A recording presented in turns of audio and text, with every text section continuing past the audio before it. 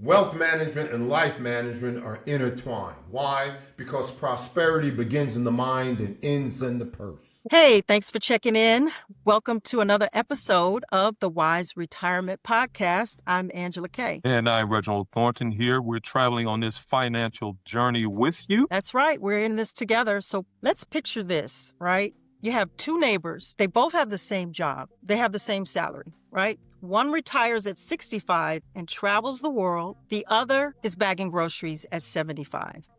So what's the difference? According to our special guest, Dr.DennisKimbro, it could be how we're thinking that determines our retirement outcome, right? He has studied how millionaires think. He's a best-selling author, a business professor, and a respected expert on leadership and the human potential. He's studied over 1,000 self-made millionaires for his books, Think and Grow Rich, A Black Choice, and The Wealth Choice. Indeed. And if you think it's too late to build wealth, you need to hear this. Now, when it comes to wealth management and life management are intertwined. Why? Because prosperity begins in the mind and ends in the purse. I love that. That's a good one. There's only three things that you can do with money. You can spend it, you can save it, or you can give it away. But you have got to have that mindset. But you got to start someplace, and this is just someplace. And what is it? Number one, fall in love with the B word. You got to set a budget. Mm-hmm. Oh my God, not the budget. You know exactly how much money is coming in and how much money is going out. And you've got to look at every dollar bill as your employee. Yeah. Put it to work. Yeah. Put it to work. And take advantage of the C word, compound interest. Oh, that's a sexy word right there. Oh, that is beyond sexy. Now, you asked the question, 40s, 50s, 60s, and the like. Well, it's like the trend. And the trend, in terms of your savings, has got to be north, and it's got to be going east. So if you're in your 40s, well, how much did you save in your 30s? Well, I was saving 10%. You get in your 40s and 50s, you got to bump that up to 15. And when you get up to 60, age 60 and others, and you can't save no more than 15, you got to retire all debt. But if you do have a mortgage and you never bought a home, what is the rule? Your rent and all of your ancillary debt has got to be less than 45% of your net. Because you got to put some dollars to use and dollars to work. And go ahead and just the habit of routine savings. Okay. So it was the habit. And the reason why I drive that point home, Angela, is because, saving of finances is really saving of the soul. Relationships now is the currency of the 21st century. 100%. 100%. I noticed that is the currency. Yeah, I noticed that you mentioned the habit of routine savings. When you think about building wealth, I know you found that successful people review written goals daily, practice gratitude, know things. Can you talk a bit about someone who's transforming their life using your principles? Like, would it just be goals, affirmations, visualization, or would it be a combination of the three? It's all of the above. Between Napoleon Hill's original principles and your research for TGR ABC, what's the one wealth principle that changes everything once people understand it? Easy. That manifestation is a part of mental activity. They knew that they were in complete control. They knew that the greatest mistake you will ever make in life is to think that somebody else signs your paycheck. They knew that. And so I started just writing down all these fancy quotes that I'm getting. And one of them from a young brother, and he owned no less at one time, 4, 5, maybe 6 McDonald's. Okay. And this is a young brother who never finished high school. And what did he tell me? He says, the poor keep score by cars and clothes. The middle class keep score by degrees and titles. But the wealthy, Dr. Kimbro, well, they keep score by their bank account. So, And I was just, weak minds talk about people, educated minds talk about events, but great minds talk about and discuss ideas. But you have got to have the mindset for it. And that's why it's called Think and Grow Rich. Okay. The average individual in our society gets 4 ideas a year. If they had the guts and courage to chase the dream, it would make them financially independent. It's right use of your mind. The greatest gift you have ever been given, as I say in Think and Grow Rich, is the ability to change your mind. Wow.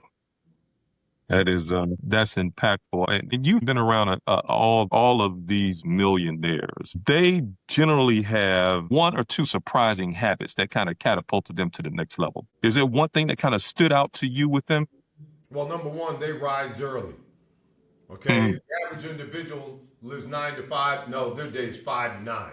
5 in the morning, 9 o'clock at night, and they even go beyond that. But they live in the moment. Oh, wow. Okay. Their life is based off of success habits. And that is the difference.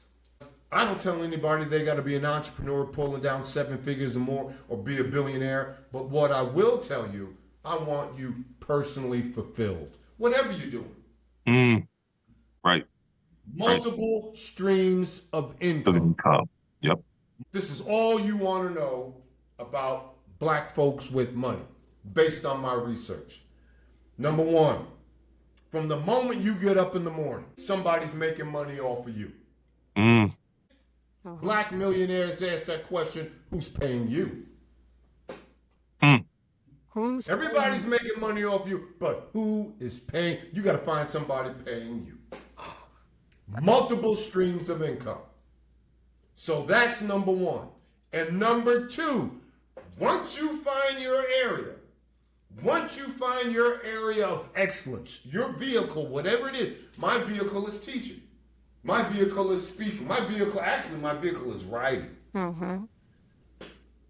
How do we change these habits when we've been living paycheck to paycheck? So we need to figure out what that habit, that discipline is. What is our new life going to look like? As soon as you start a habitual savings plan, that's a stream of income for you. That is a stream of income for you. So that daily habit. Set your habits. Dr. Kimbro, how important is it to write our goals, to write our affirmations? That's your journal. I don't go anywhere without this. That's how important it is. Napoleon Hill gives you the 6 rules, and I didn't change any of that. You got to decide what you want. You got to decide what you're going to give up. You got to have a time period. You got to decide when you're going to start, when you're going to end. You got to write it down. And then number 6, read it upon rising in the morning, last thing before you go to bed at night. It all goes back to mindset. Peace of mind. Number 2, health and energy.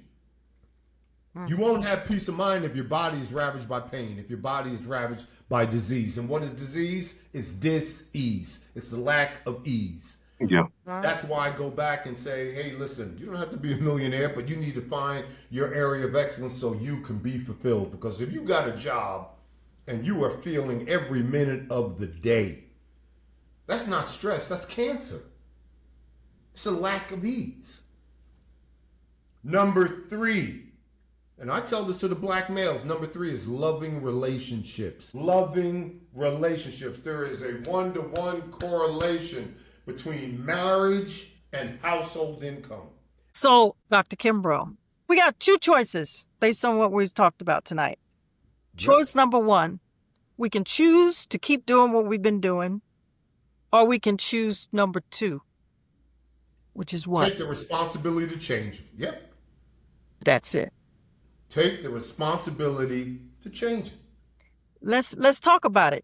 Let's write down your goals. Let's write your affirmations. Let's read those things every day. And by the way, we do have a journal, the Wise Retirement Journal. Get your copy on Amazon. Write it out. Yes, indeed. Get your Wise Retirement Journal for sure. Yeah. With all this information you've given us tonight, and I just want to ask one question. What's the one takeaway that the listener should have tonight? Believe. You got to believe in yourself when no one else will. Believe. For sure. For sure.